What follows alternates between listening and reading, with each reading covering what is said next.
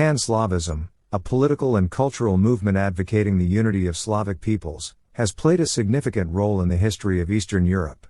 This review explores the origins, development, and impact of Pan-Slavism, shedding light on its strengths, weaknesses, and lasting influence on the region. Before we dive in, if you find this content valuable, please hit that like button, subscribe to our channel, and leave a comment below. It truly helps us grow. Now, let's get started. Origins of Pan-Slavism.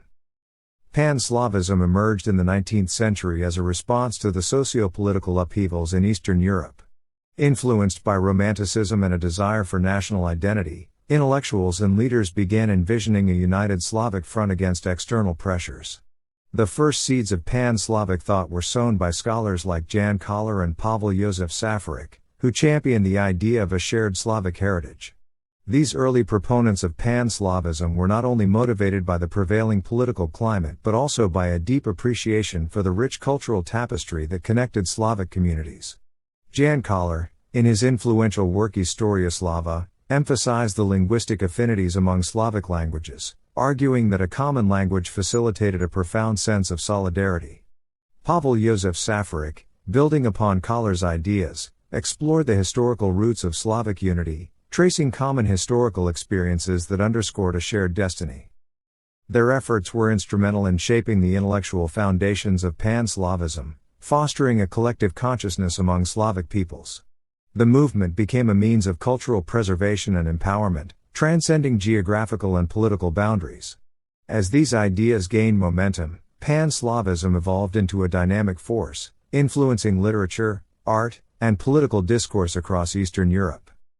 In this era of profound change, the emergence of Pan-Slavism was a testament to the resilience of Slavic identity in the face of external challenges. These early scholars not only ignited a movement but also laid the groundwork for a lasting cultural legacy that continues to shape the narrative of Eastern Europe today. The Napoleonic Wars and Romantic Idealism. The Napoleonic Wars and the ensuing Congress of Vienna left an indelible mark on Eastern Europe, propelling the rise of Pan-Slavism. As the region grappled with the aftermath of conflict and the redrawing of political maps, Slavic intellectuals found themselves captivated by the burgeoning ideals of Romanticism. The fervor for national self-determination fueled a collective yearning for unity among Slavic peoples. In the wake of these transformative events, Pan-Slavic literature emerged as a powerful medium for expressing the shared cultural identity of Slavic nations. Poets and writers, inspired by Romantic ideals, celebrated the unique traditions, folklore, and historical narratives that bound the diverse Slavic communities together. This literary movement not only sought to transcend political divisions but also aimed to forge a deeper connection rooted in a common cultural heritage. Thus, the Napoleonic era became a crucible for the forging of Pan-Slavic ideals, laying the groundwork for a movement that would resonate throughout the 19th and 20th centuries. Intellectual foundations. Yuri Venelin and Pavel Kiselyov, prominent figures in the intellectual landscape of Pan-Slavism, provided essential contributions to the movement's ideological underpinnings. Their focus on linguistic ties, historical bonds, and cultural affinities served as the cornerstones of a united Slavic identity. Venelin's exploration of linguistic commonalities went beyond a mere academic pursuit. It was a rallying cry for Slavic peoples to recognize the strength inherent in their shared language roots. Kiselyov, on the other hand, delved into the historical narratives that wove Slavic nations together, emphasizing the endurance of common struggles and triumphs throughout the ages. These intellectuals did more than articulate ideas, they ignited a collective consciousness among Slavic populations, fostering a yearning for autonomy and recognition. Their work resonated with a population striving to assert its distinctiveness in the face of external dominance. In doing so, Venelin and Kiselyov laid the intellectual groundwork for a movement that sought not only political autonomy but also a profound cultural identity that would withstand the tests of time. Role of language. Language served as a unifying force for Pan-Slavists, fostering a sense of belonging among diverse Slavic communities.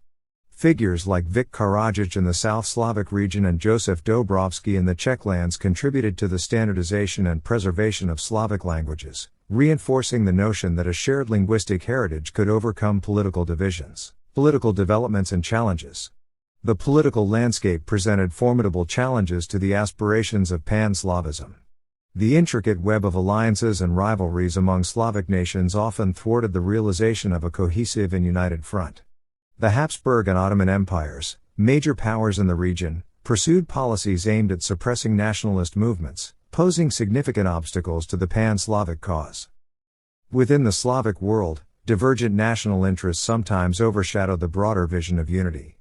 The complexities of geopolitical dynamics, territorial disputes, and historical grievances added layers of difficulty to the realization of Pan-Slavic aspirations. Despite the shared cultural heritage and linguistic ties, forging a unified political entity proved elusive. The interference of external powers further complicated the situation, as the empires sought to maintain control and stability within their domains. The struggle for autonomy and recognition faced resistance, and the dream of a united Slavic front encountered persistent challenges in the face of entrenched political realities. The Prague Slavic Congress of 1848. A milestone in the Pan-Slavic movement was the Prague Slavic Congress of 1848. This gathering of Slavic intellectuals and political leaders aimed to foster unity and address common concerns. Despite the initial enthusiasm, the Congress ended in disagreement over the approach to achieving Pan-Slavic goals. The competing interests of various Slavic factions highlighted the inherent challenges of forging a cohesive movement. Pan-Slavism and the Crimean War. The Crimean War, 1853–1856, revealed the geopolitical complexities surrounding Pan-Slavism. Russia, often seen as a champion of Pan-Slavic aspirations, clashed with the Ottoman Empire, seeking to protect its fellow Slavs in the Balkans. However, the war's outcome underscored the limits of Pan-Slavism as a geopolitical strategy, as European powers prioritized their own interests over the ideals of Slavic unity. The Balkan Wars and World War I. The Balkan Wars and World War I stand as pivotal chapters in the Pan-Slavic narrative, shaping the movement's trajectory. The assassination of Archduke Franz Ferdinand in 1914, often linked to a Slavic nationalist, served as the spark that ignited the flames of World War I. This cataclysmic conflict, while contributing to the division of Slavic nations aligned with opposing alliances, paradoxically fueled fervent aspirations for independence. In the aftermath of World War I, the Kingdom of Serbs, Croats, and Slovenes emerged in 1918, representing a partial realization of the Pan-Slavic dream. This union aimed to unite South Slavic peoples under a single banner. However, internal tensions persisted, reflecting the challenges of reconciling diverse ethnicities and historical grievances within the newly formed kingdom. The juxtaposition of dreams fulfilled and internal discord illustrates the complex interplay of historical events and nationalist aspirations during this tumultuous period for Pan-Slavism. Post-World War I realities. The post-World War I era ushered in a reconfigured Eastern European map, where the establishment of new nation-states like Czechoslovakia and Yugoslavia marked a tangible but partial realization of Pan-Slavic ideals. These states sought to bring together Slavic communities, creating entities that reflected the broader aspiration for unity.